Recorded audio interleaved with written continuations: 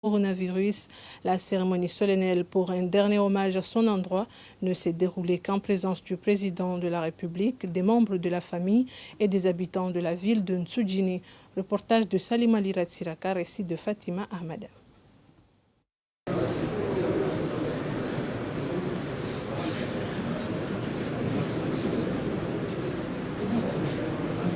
C'est le président de la République, Azali Assoumani, qui a dirigé la prière mortuaire du feu son éminence Saïd Ouahir Ben Saïd Ahmed Maulana, grand moufti de la République.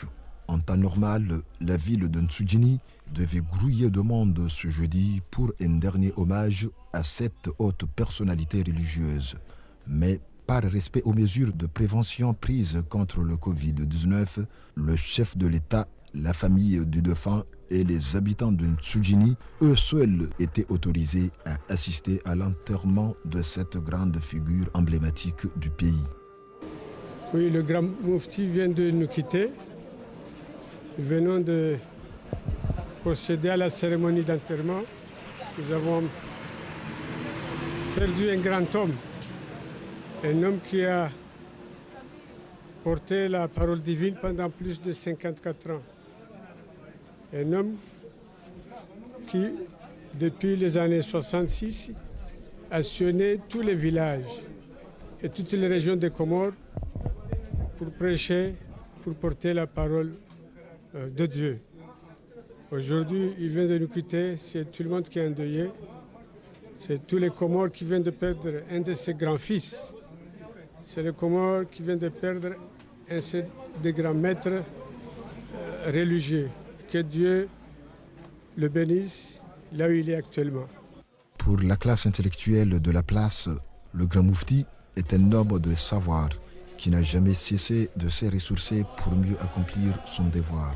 Certains pensent que le vide creusé par sa mort mettra du temps à être comblé. Le grand moufti était un homme du peuple. Nous l'avons senti. Partout il a été sollicité, il a toujours répondu présent.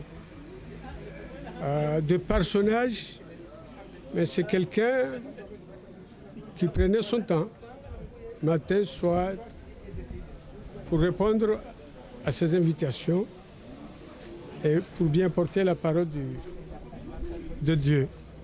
Il m'arrivait de me poser cette question puisqu'il m'arrivait d'un soir pouvoir participer à 2 cérémonies de Majlis différentes. Le même soir. C'est pour dire le courage et l'engouement de la personne sur son service aux autres. Puisqu'il pouvait ne pas aller dans l'autre cérémonie, mais il tenait, comme on l'attendait, il tenait à participer à toutes les cérémonies. Donc pour moi, c'est un homme du peuple. C'est un homme qui aimait tout le monde. Le grand moufti Saïd Ouahir Ben Saïd Ahmed Maulana Jamal Leil est décédé ce mercredi à l'hôpital El Marouf à l'âge de 86 ans, laissant derrière lui 11 enfants, dont 6 en Nsujini et 5 à Itsanda. En raison du décès du grand moufti de la République, un deuil national de 3 jours est décrété sur l'ensemble du territoire national du jeudi au samedi inclus. Le drapeau national est mis en berne sur les édifices publics. Paix à son âme, le gouvernorat de Mouali a également adressé un message de condoléances suite au décès du grand moufti. Écoutons le directeur de cabinet. Inna lillahi wa inna ilahi rajiun, que la paix soit sur lui. Effectivement, nous regrettons la mort subite de notre éminent moufti, survenu hier soir. Donc au nom du peuple comorien, de la population de Mouali, mais au nom du gouverneur de l'île autonome de Mouali, M. Mohamed Sed Fazouil, et à mon nom personnel, bien sûr. Donc nous manifestons ici nos sentiments de tristesse et en même temps nous envoyons nos condoléances bien sûr à la population comorienne d'une manière générale, à sa famille, mais particulièrement au président de la République qui était bien sûr le moufti, qui était une personnalité chère pour lui et pour la nation. Donc c'est un moment de tristesse.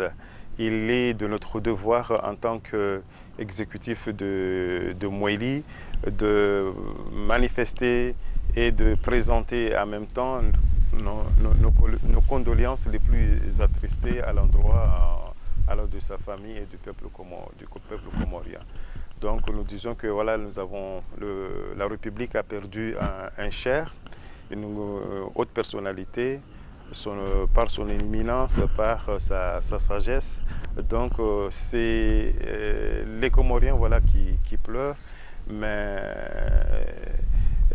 ça c'est quelque chose qui est naturel et il faut l'accepter. Et voilà, c'est en ces termes-là voilà, que nous avons réellement manifesté notre tristesse après l'avoir perdu.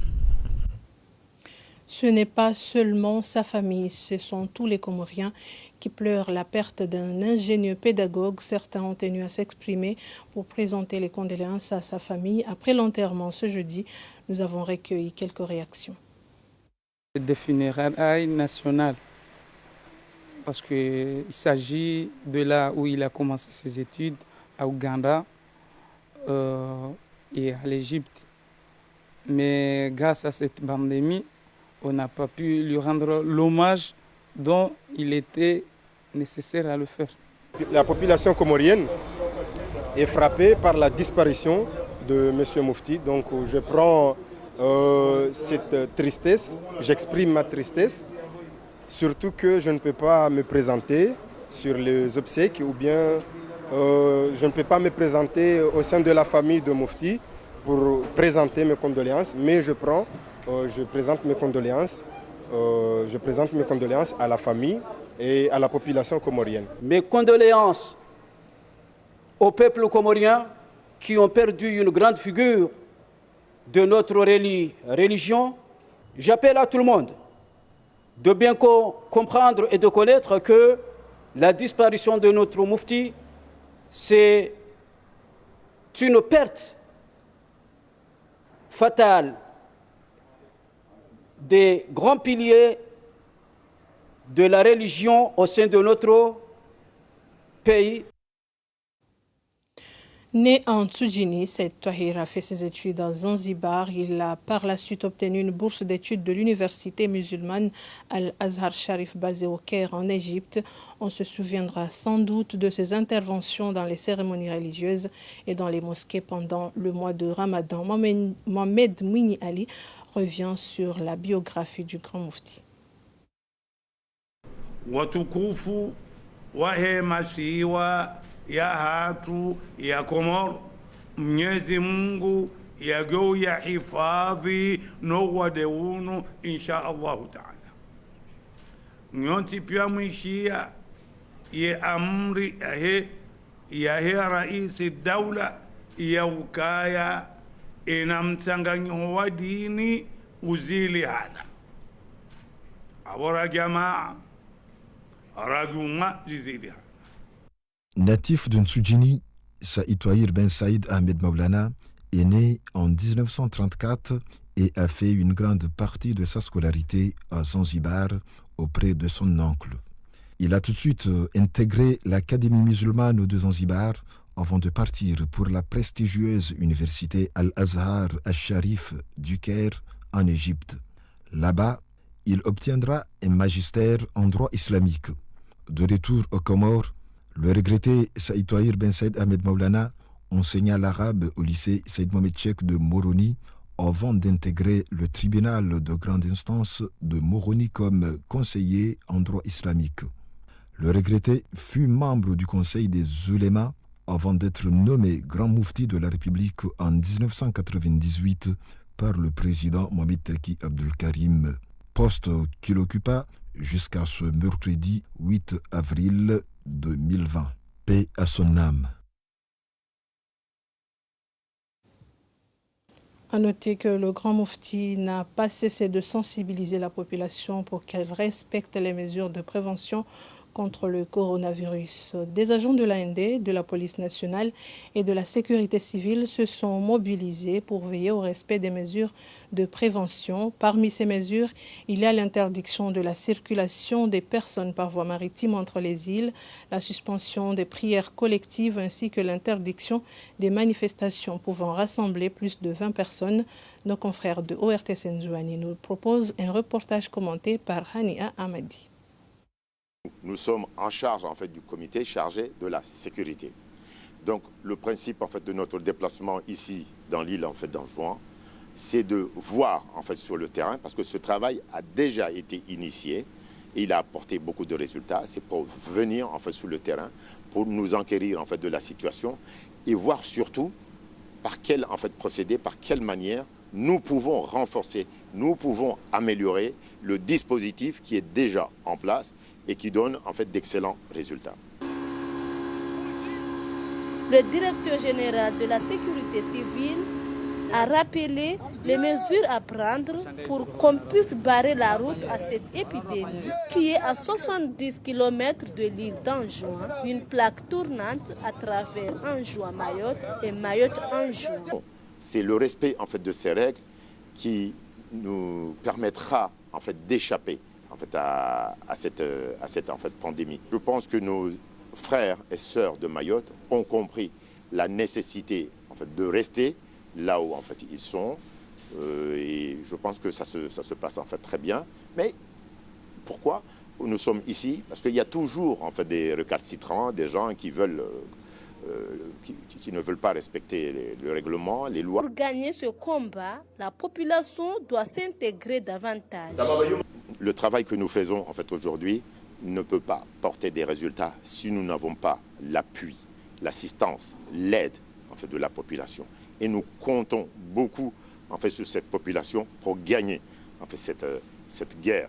Donc nous comptons beaucoup en fait sur les préfets, les maires, les chefs du village et en fait toutes les associations en fait communautaires qui peuvent nous apporter en fait leur aide.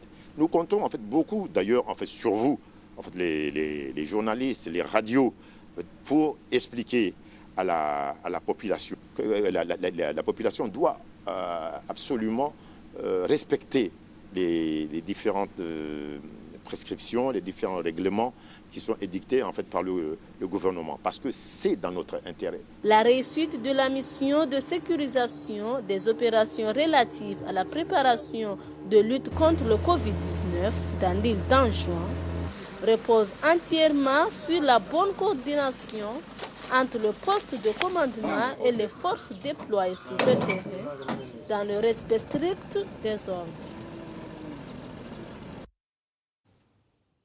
La vaccination des enfants de 0 à 11 mois, objet d'une conférence de presse tenue ce jeudi à Moroni par la coordination nationale du programme élargi de vaccination.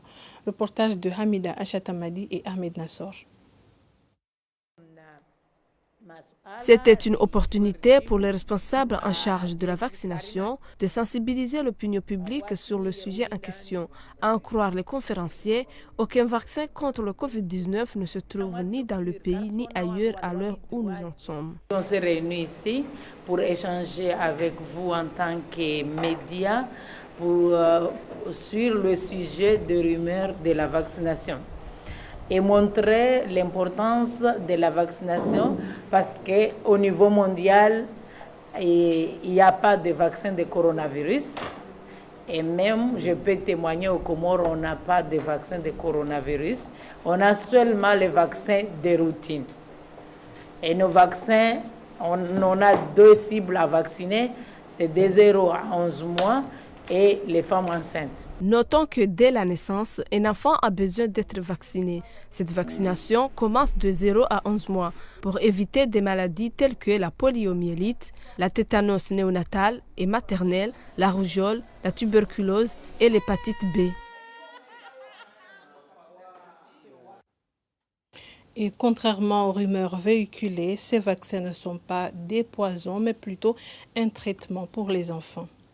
On ne le dira jamais assez, dans certains quartiers de la capitale et ses environs, avoir de l'eau de robinet est un luxe. Les vendeurs profitent de la vulnérabilité des habitants de ces zones pour vendre encore plus cher.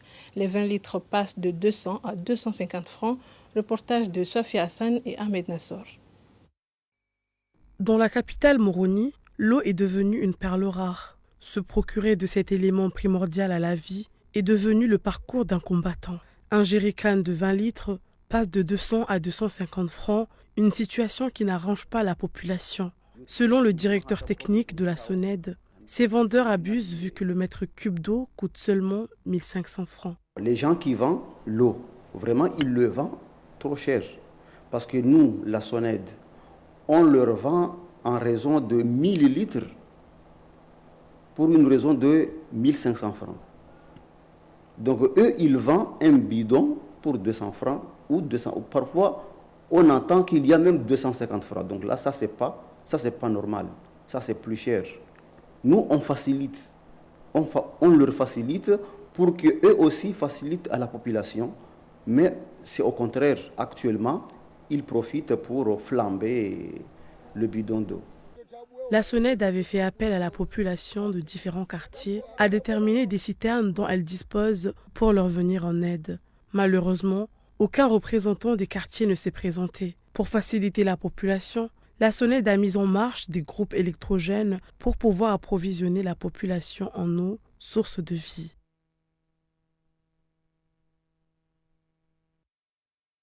Face à la crise sanitaire liée au coronavirus, Donald Trump s'en prend à l'OMS et menace de réduire sa participation financière. New York a enregistré 779 morts en 24 heures. Par ailleurs, à cause de la fermeture des frontières, 24 millions d'emplois sont menacés dans le secteur aérien. Reportage. Dans sa stratégie de défense, Donald Trump contre-attaque. Le président américain a vertement critiqué l'Organisation mondiale de la santé ce mercredi, jugeant trop naïve sa réponse à la pandémie du coronavirus. Il menace désormais de réduire sa participation financière à une organisation qu'il juge trop complaisante avec Pékin. Nous allons faire une étude, une enquête, et nous allons décider de ce que nous allons faire. Mais d'autres pays, comme vous le savez, ont donné beaucoup moins que les États-Unis. Et l'OMS s'est trompé. Ils se sont trompés à bien des égards. Ils ont eu tort. Ils ont aussi minimisé la menace très fortement. Et pas bien.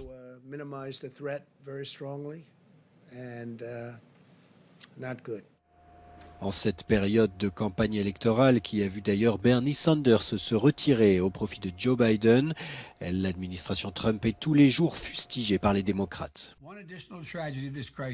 Une tragédie qui vient s'ajouter à cette crise est toute la souffrance qui aurait pu être évitée grâce à une décision rapide et décisive. C'est un défi qui nécessite un leadership, de la transparence et de l'urgence. En nombre de cas, les États-Unis sont aujourd'hui le pays le plus touché, avec plus de 400 000 contaminations officiellement recensées. Au cœur de la tourmente, l'État de New York a enregistré un nouveau record de décès, avec 779 morts en 24 heures. En plein Times Square, les drapeaux américains sont en berne. New York vient d'enregistrer un nouveau record de décès du coronavirus, 779 morts en 24 heures. Les mauvaises nouvelles ne sont pas juste mauvaises, elles sont terribles.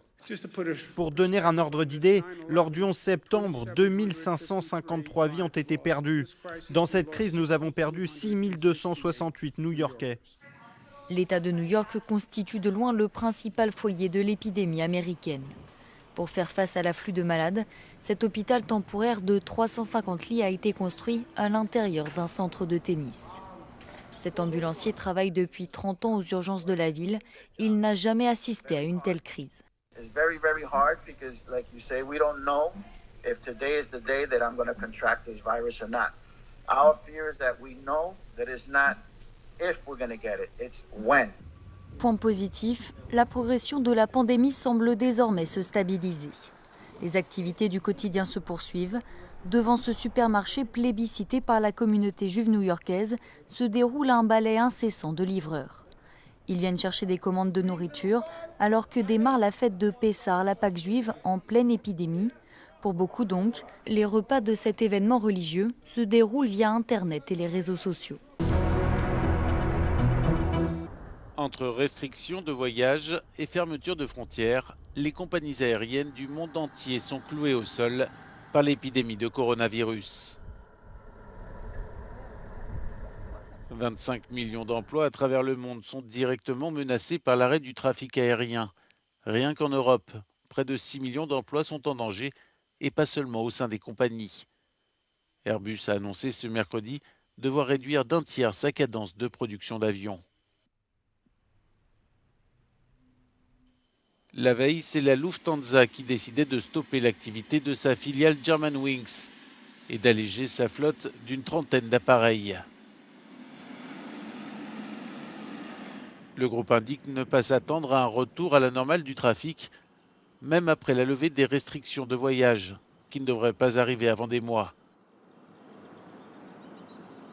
Le chômage partiel touche plus de 60% du personnel et seuls 63 avions de la compagnie exercent encore des vols. Leur capacité de transport, soit le nombre de sièges proposés, a été réduit à seulement 5%. La reprise des activités d'une autre filiale, la compagnie Brussels Airlines, a également été décalée au 15 mai prochain.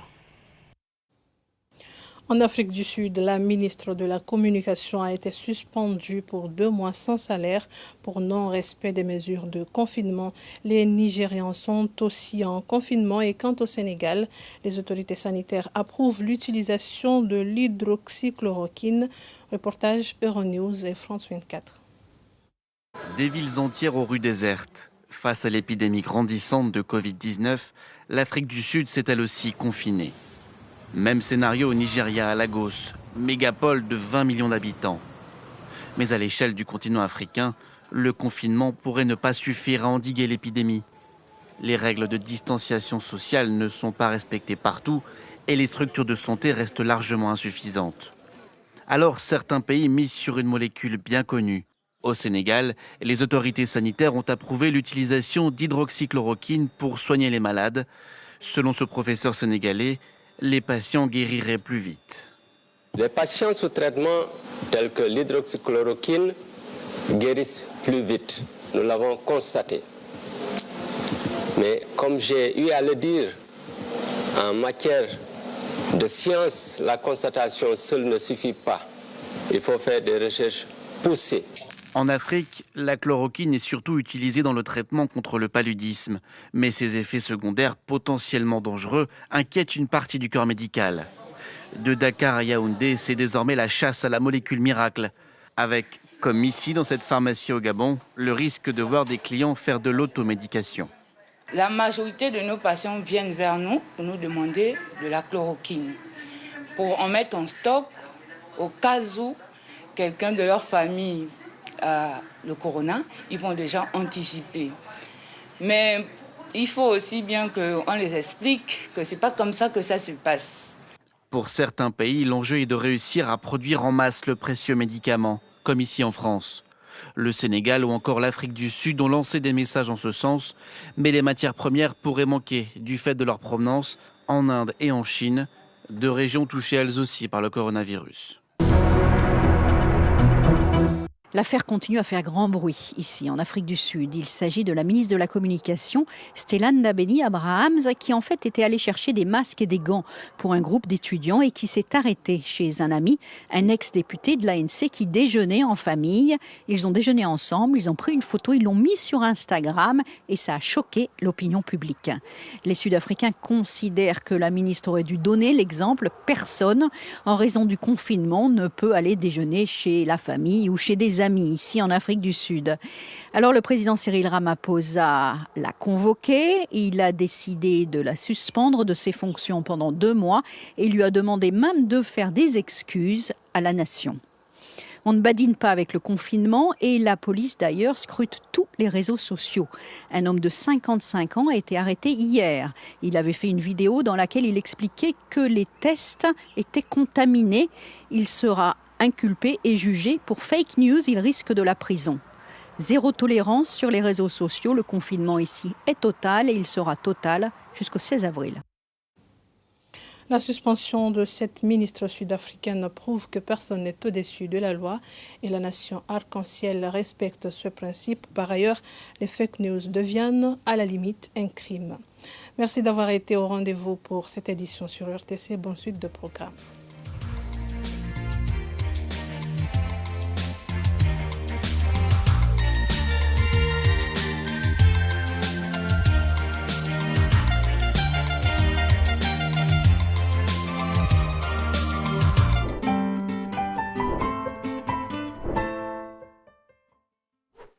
Le 9 avril 1908, les 4